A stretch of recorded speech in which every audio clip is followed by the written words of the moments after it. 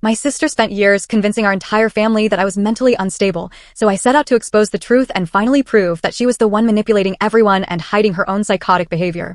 Growing up, I was never the favored one. Now I'm 29 and my older sister, Amelia, 31, has always been the center of attention. If I dropped a plate, it was a disaster, but if Amelia broke something, we just called it an accident. That's just how it was at home. My parents always had a soft spot for her, while I was the one blamed whenever something went wrong. What started as small incidents eventually spiraled into something much darker. When I was around 8, Amelia began devising clever ways to set me up as the scapegoat. Once, she snuck into my room, grabbed a $20 bill I'd been saving from Christmas, and stashed it in my backpack. Then she told our parents she had seen me steal it from Mom's purse. Of course, they believed her. After all, I was known as the troublemaker. When Mom discovered the money in my bag, she grounded me for a month. I didn't understand how it got there until later when Amelia smirked and said, "You're too easy." These schemes became routine. Missing vases, stolen lunch money, misplaced homework. If Amelia could pin something on me, she did. By her teenage years, she'd mastered the art of gaslighting. She'd stage arguments where she remained calm and collected while I became frustrated and confused, ending up shouting, "That's not what happened." To my parents, it just looked like I had serious anger issues.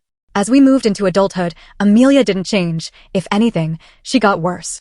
She had a knack for spinning stories that painted her as the innocent victim and me as the unstable aggressor. A few years ago at a family barbecue, she fabricated a story about how I had lost it over something trivial. It never happened, yet by the end of the night, Mom was giving me looks like I'd just committed a heinous act. The latest incident, however, was the final straw. A few months ago at a family gathering at my parents' house, I kept my distance from Amelia, helped clean up after dinner, and never raised my voice. But the next day, Mom called me in a fury. She said Amelia had told her that I had a meltdown and screamed at her for no reason, and that Amelia felt unsafe in the house that night. None of it was true, but once again, my parents believed her without a second thought. After that, they stopped returning my calls, Dad blocked me on social media, and Mom sent a long text insisting I work on my anger issues and seek professional help. It was humiliating.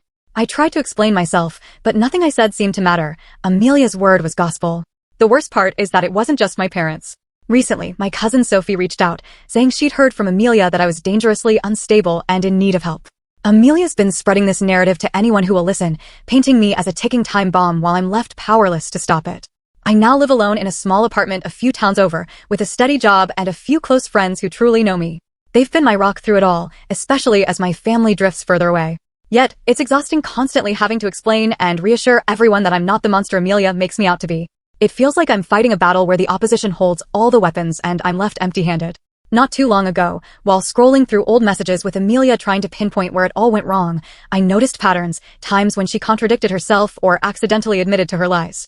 I began taking screenshots, saving emails, and organizing everything into one folder. If no one would believe me based on my word alone, then I'd show them proof. This wasn't just about clearing my name anymore, it was about reclaiming my life. When my cousin mentioned that Amelia had been telling people I was a danger to myself and others, I realized this wasn't just a lie, it was defamation. I decided I wouldn't let her ruin me any longer. If she wanted to play dirty, I was ready to fight back. I started documenting every detail, texts, voicemails, every interaction with family members, and even looked into a discreet recording device for when I had to face Amelia in person. My friends supported me, even suggesting I talk to a lawyer if things escalated. One joked I should write a tell-all book about surviving a sibling sociopath. Then, as a flashback from our childhood came flooding back, I was 14 when Amelia convinced our parents I was stealing money from their wallets. I wasn't, of course, but I remember thinking back then, how do I prove something I didn't do? That same frustration hit me now, but this time, I had a plan. My first step was reaching out to my parents one last time, hoping they'd see the truth. If not, I'd take my story public. I wasn't sure where this would lead, but I knew one thing. I was done staying silent. After my last post, I decided it was time to stop reacting and start taking control. For years, Amelia had controlled the narrative, but now I was determined to rewrite it with cold, hard evidence. I began by purchasing a small, discreet recording device online, something that could fit in my pocket. It wasn't cheap, but if it could capture Amelia in the act, it would be worth every penny. I realized I couldn't rely on just my word anymore. People believe what they see and hear, and I needed proof. With the device in hand, I reached out to cousin Sophie, one of the few family members who still spoke with me, though she was also close with Amelia. I hoped she might shed light on what Amelia had been saying about me recently. When we met, Sophie hesitated, but after I explained everything, she admitted that Amelia had been bragging about how easy it was to make me look bad. Easy, she said. Although Sophie wasn't entirely comfortable with it, she confirmed that Amelia had been spreading stories about me losing it at family events, and even claiming I needed professional help. That explained why even distant relatives had started acting strangely around me. After our conversation, I became even more organized. I went through old texts, emails, anything I could find, and saved screenshots while categorizing them into folders. It was time-consuming, but it felt like progress. I discovered messages where Amelia contradicted herself, texts where she tried to guilt-trip me, and emails where she played the victim after clearly starting an argument. It was all there, written in black and white. The next piece of the puzzle fell into place by accident. A few days later, I ran into Amelia at a mutual friend's birthday party. I hadn't expected to see her and almost left, but then I realized this was my chance. I turned on my recording device and stayed. Sure enough, Amelia wasted no time approaching me. She had that smug look she always gets when she feels in control, and she made a few snide comments, subtle enough that others might think she was just teasing, but pointed enough for me to know her game. Then, as if to rub salt in the wound, she said something like, "It doesn't matter what you say, everyone believes me, not you." I didn't respond. I just let her talk, knowing the recorder was capturing every word. After the party, I began noticing vague, dramatic posts on Amelia's social media, statements like, "It's exhausting dealing with toxic people who won't take responsibility," and "Some people will never change, no matter how much help they need." It was clear she was talking about me, though, of course, she never mentioned names. It was all part of her strategy, keeping things vague enough that no one could directly call her out. Then, an aunt I hadn't spoken to in months called me unexpectedly. She started by asking how I was, but soon shifted to expressing concern about my mental health. Apparently, Amelia had been in touch with her too. The lies were spreading farther than I'd imagined. That's when I decided to test Amelia. I told Sophie, knowing she'd passed the message on that I was considering a job out of state, making it sound like I'd already started packing. Sure enough, the next day, my mom called me in a fury, accusing me of being selfish for planning to move without consulting the family, even though we hadn't spoken in weeks. That confirmed it. Amelia had leaked the fake story. As I dug deeper, I noticed a pattern in Amelia's behavior. It wasn't just about me. Her lies extended to other parts of her life, too. On social media, she claimed to hold a high-ranking position at work, yet I recalled her complaining last year about being passed over for a promotion. She even posted photos from what she called a business trip that I was pretty sure was just a vacation with friends. The more I looked, the more I realized that lying wasn't just a tactic for her, it was a way of life. I'm done being reactive and letting her control the story. Now, armed with recordings, screenshots, and organized evidence, I'm determined to set the record straight, no matter how long it takes. I decided to consult a lawyer because I wasn't sure if Amelia's behavior could legally be considered defamation. I needed to explore my options, and although the lawyer warned that defamation cases can be complex, she agreed that I had a solid case if I could prove that Amelia's falsehoods had hurt my reputation. At the same time, my Reddit post was gaining momentum. The support was overwhelming. People shared stories of manipulative family members and offered tips on collecting evidence.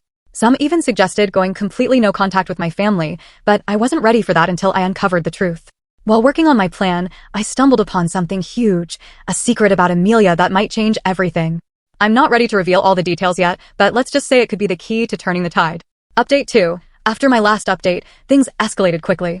The false rumor that I was moving out of state confirmed that Amelia had been leaking information, but that was only the beginning. I soon discovered something that went far beyond her lies about me. It started with my cousin Sophie. During a casual chat, she mentioned that Amelia had been helping our parents financially, which caught my attention since I knew Amelia's job was far from stable. Sophie explained that Amelia was telling everyone she was paying our parents' bills while insisting I wasn't contributing at all. She even showed me a screenshot of Amelia complaining to another relative about being the only one acting responsibly. This didn't sit right with me. Although my parents usually kept their finances private, I recalled seeing my mom's email password written in an old notebook at their house years ago. It was still saved in my notes.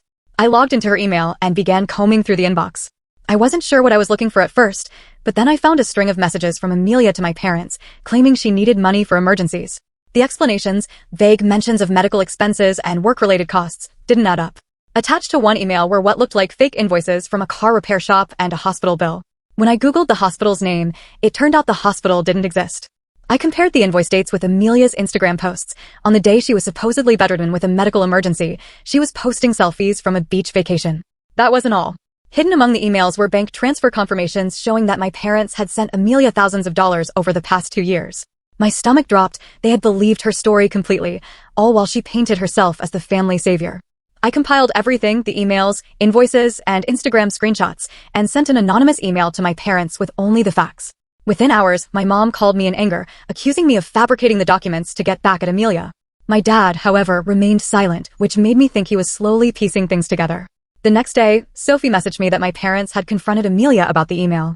True to form, Amelia denied everything and spun a wild story, claiming I had hacked her accounts to forge the evidence and even alleging that I had been stalking her, an absurd claim.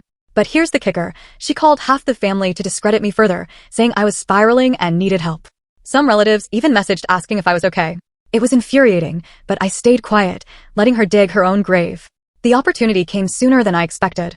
Amelia called me, likely trying to provoke a reaction she could later twist. I kept the conversation calm and recorded it on my device. At one point, she let her guard down and admitted that she had borrowed money from my parents, dismissing it as no big deal because they were financially secure. That recording became the final piece of my mounting evidence.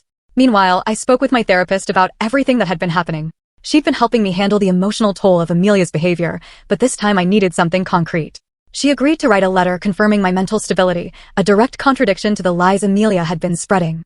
With all this evidence in hand, I decided to go public. I created an anonymous account and began posting screenshots of Amelia's lies and manipulations online, carefully omitting my name and any family details. The story quickly took off. People in the comments were shocked, and some even shared their own experiences with toxic siblings. The post went viral, and soon even extended family members started reaching out, apologizing for having believed Amelia. This was the tipping point. My parents, especially my dad, began questioning Amelia's stories. My mom, however, clung to the idea that Amelia must have had good intentions. But as more relatives saw the posts and voiced their doubts, the cracks in Amelia's facade began to show.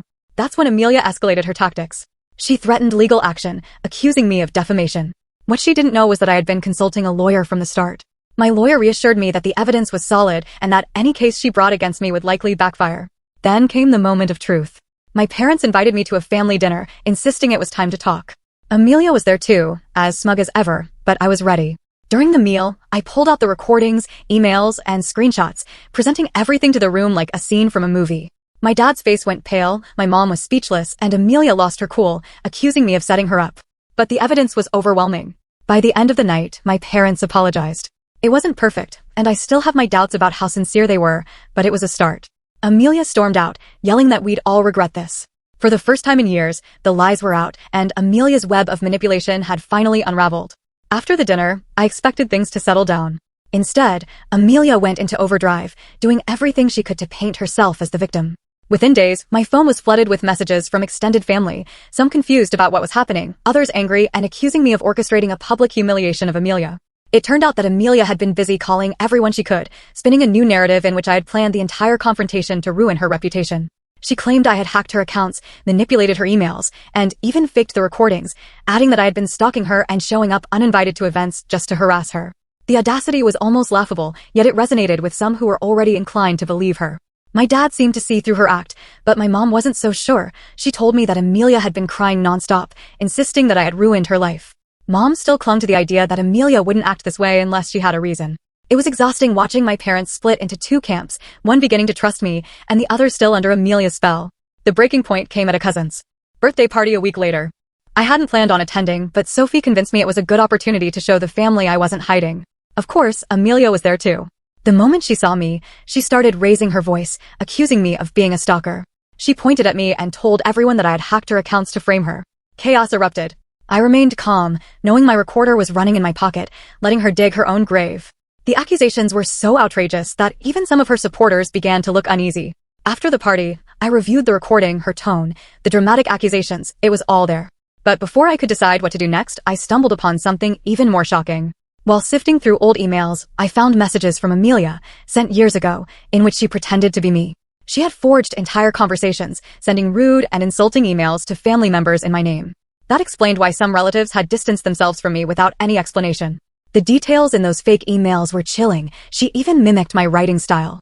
I compiled this new evidence and sent it to my parents. My dad was furious, finally recognizing Amelia's manipulation for what it was, while my mom hesitated, insisting that Amelia must have had a reason for her actions, as if that justified them.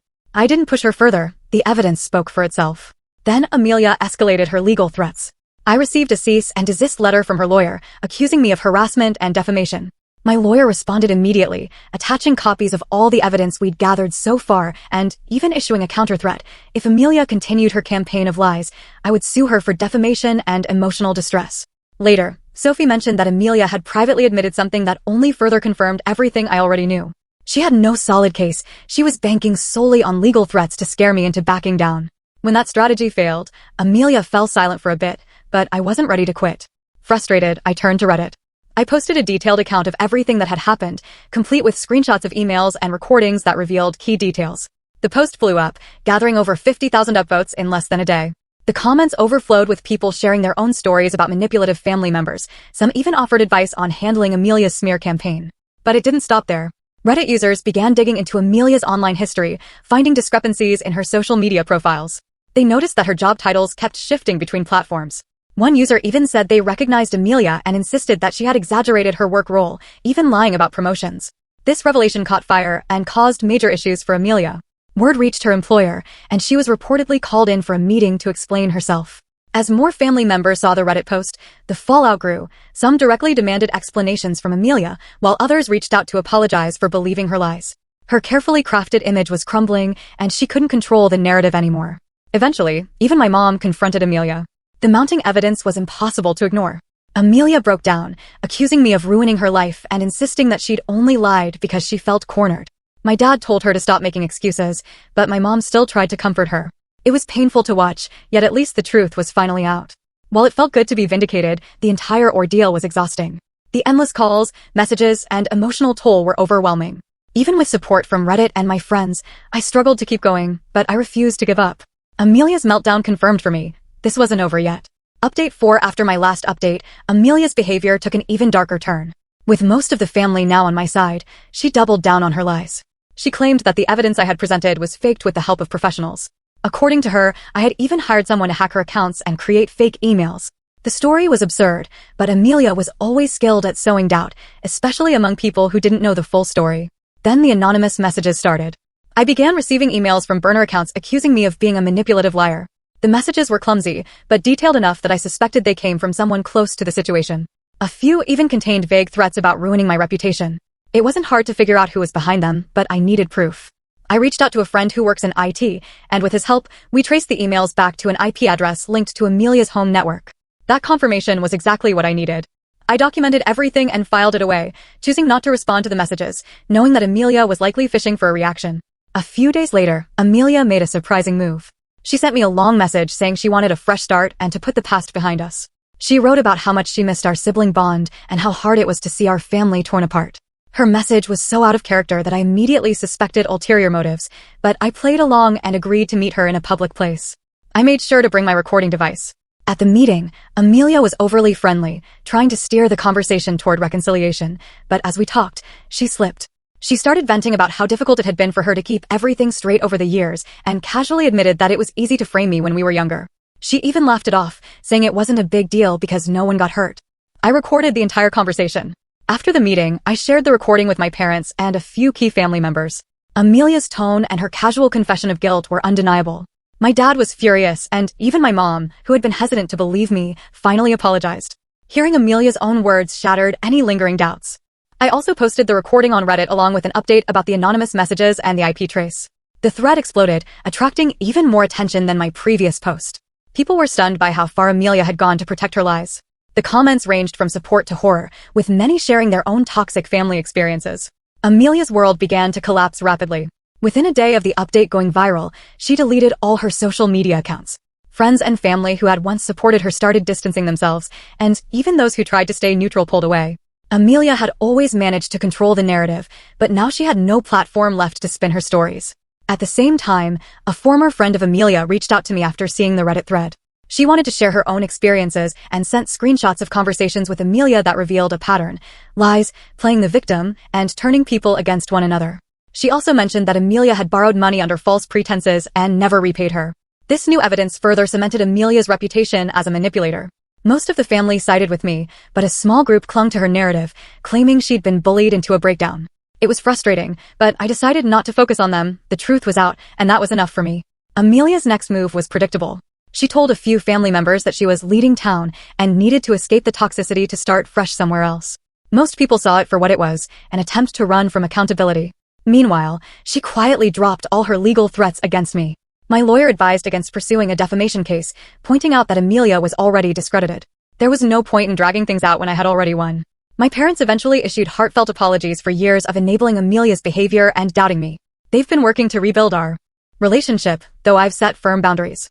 I'm keeping in limited contact with them and refusing to let them bring Amelia back into my life unless she fully owns up to her actions, which, let's be honest, isn't likely to happen. Reflecting on everything, I feel a mix of relief and exhaustion. For years, I lived under the weight of Amelia's lies, constantly defending myself against her manipulation. Now that the truth is finally out, I can move on. The Reddit community has been incredible, offering support and sharing their own stories. It's comforting to know I'm not alone. For now, Amelia is out of the picture, and I plan to keep it that way. Whatever she does next, it won't involve me. Update 5. It's been a few months since everything with Amelia blew up, and life is finally starting to feel normal. She's been completely silent. No cryptic social media posts, no dramatic calls to family, nothing, according to what I've heard from mutual family members. She's keeping a low profile, which makes sense after all that's been revealed. Even those who once supported her have distanced themselves. I've focused on moving forward. Therapy has been a game changer. My therapist has helped me unpack years of gaslighting and manipulation, and I'm finally rebuilding the self-confidence Amelia worked so hard to destroy. I've also been throwing myself into work and reconnecting with friends. It's refreshing to spend time with people who know the real me, without the shadow of Amelia's lies looming over every interaction. My parents have been making an effort too. After the last update, they started attending family therapy. It wasn't an easy process. There were many uncomfortable conversations about how their favoritism toward Amelia hurt me growing up, but for the first time, they're acknowledging their role. My dad has been especially proactive, apologizing directly and showing a real desire to rebuild trust. My mom is trying, though she still struggles with guilt over enabling Amelia for so long. Other family members have also reached out, some apologizing for believing Amelia's stories and admitting they should have asked for my side before accepting her word as gospel. It's been bittersweet. On one hand, it feels good to have those bridges rebuilt. On the other, I can't help but wonder how different things might have been if someone had spoken up sooner. Still, I choose to focus on the fact that we're all heading in the right direction now. The support from Reddit has been amazing. Sharing my story online turned out to be one of the best choices I ever made. Not only did it help expose Amelia, but it also connected me with thousands who have faced similar family issues. Realizing I wasn't alone gave me the strength to keep fighting. The viral attention even sparked conversations in my DMs about toxic relationships and how to handle them. It's been humbling to see so many people empowered by my story to stand up for themselves. I did hear from a cousin that Amelia is planning to move to a new city. Apparently, she's telling people she wants a fresh start and plans to turn over a new leaf. Whether that's true or just another way to gain sympathy, I don't know, and frankly, I don't care. Her decisions no longer affect me, and that's a freedom I never expected to have.